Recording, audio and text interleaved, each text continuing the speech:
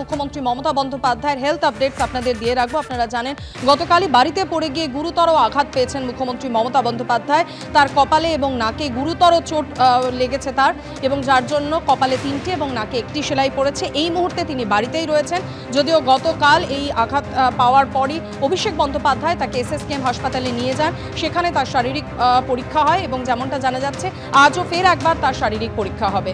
সরাসরি এই বিষয় নিয়ে বিস্তারিত জানতে কথা বলে নেব। আমাদের সঙ্গে রয়েছেন আমাদের দুই প্রতিনিধি ময়ূক ঠাকুর চক্রবর্তী এবং পার্থপ্রতিম ঘোষ। আমি শুরুতেই পার্থপ্রতিমের সঙ্গে কথা বলে নেব। পার্থপ্রতিম, এই মুহূর্তে কেমন আছেন মুখ্যমন্ত্রী, কি জানতে পারছো? চিকিৎসকরা কি বলছেন, আজ কখন তার শারীরিক পরীক্ষা হবে?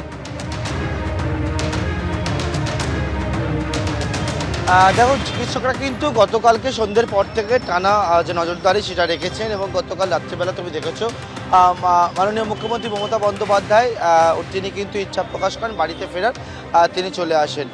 তবে একেবারে তোমায় বলবো যে বিষয়টা সেটা হচ্ছে চিকিৎসকরা মনে করছেন উদ্বেগের কোনো কারণ নেই, কারণ সিটি স্ক্যান যে রিপোর্ট সেই রিপোর্ট সন্তোষজনক। যে আঘাত রয়েছে এবং 4টে স্টিচ পড়েছে মোট, এবং সেখানে ব্যথা থাকলেও কিন্তু স্থিতিশীল রয়েছেন মুখ্যমন্ত্রী মমতা বন্দ্যোপাধ্যায়। এবং আজকে সকাল 10টার পর আনুমানিক 11টা বা তার কিছুটা সময় আগে পরে চিকিৎসকদের যে টিম সেই টিম কিন্তু আবারও আসবে বলে জানা যাচ্ছে, এবং মুখ্যমন্ত্রী শারীরিক অবস্থা কী রয়েছে সেই বিষয়ে খোঁজখবর নেবে। কিন্তু প্রতিনিয়ত মুখ্যমন্ত্রী শারীরিক অবস্থা সম্পর্কে খোঁজখবর নেওয়ার কাজ সেটা কিন্তু হচ্ছে।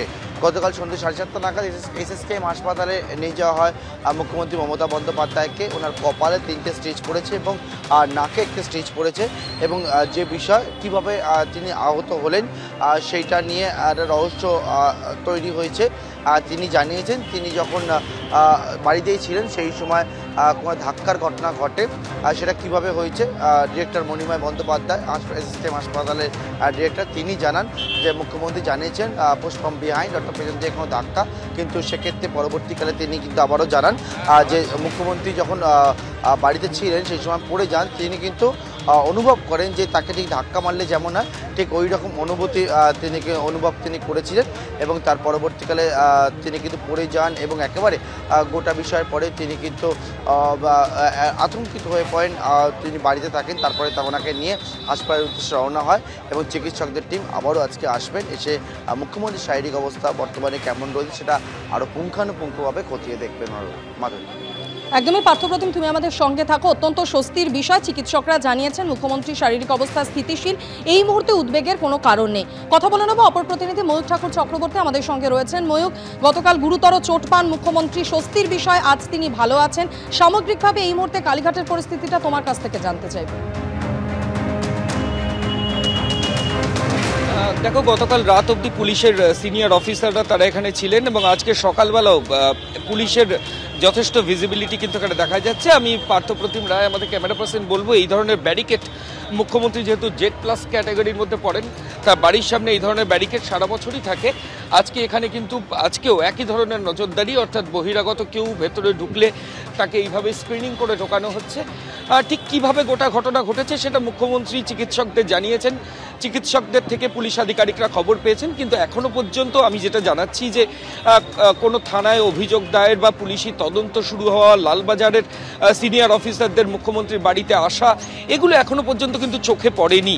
যেটা লালবাজার সূত্রে আমরা খবর পাচ্ছি যে পুলিশ আধিকারিকরা প্রত্যেকটা মুভমেন্ট সেগুলো পুঙ্খানুপুঙ্খ নজর রাখছেন, যেহেতু রাজ্যের মুখ্যমন্ত্রী তিনি তার যাবতীয় মুভমেন্ট কিভাবে গোটা ঘটনা ঘটছে সেগুলো নজর রাখা হচ্ছে। কিন্তু যদিও স্বতঃপ্রণোদিতভাবে পুলিশ আধিকারিকরা এখনও কিছু করেননি, কারণ এখনও কোনো অভিযোগ সেই অর্থে আসেনি।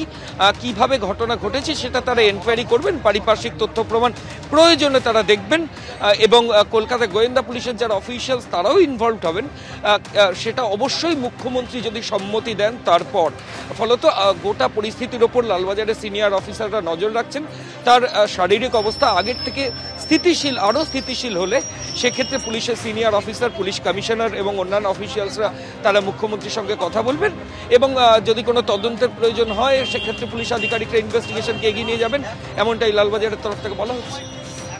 একদমই, প্রতি মুহূর্তে মুখ্যমন্ত্রী কেমন থাকেন অবশ্যই আপনাদের সামনে আপডেটস তুলে ধরবো। ধন্যবাদ ময়ূক, ধন্যবাদ পার্থ তোমাকেও।